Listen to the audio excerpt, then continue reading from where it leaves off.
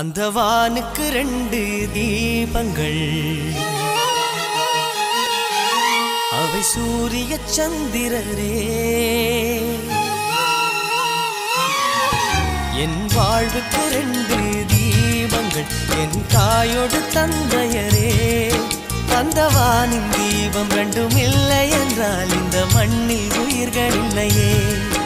என் பாச தீபம் 2ம் இல்லை என்றால் என் வாழ்வில்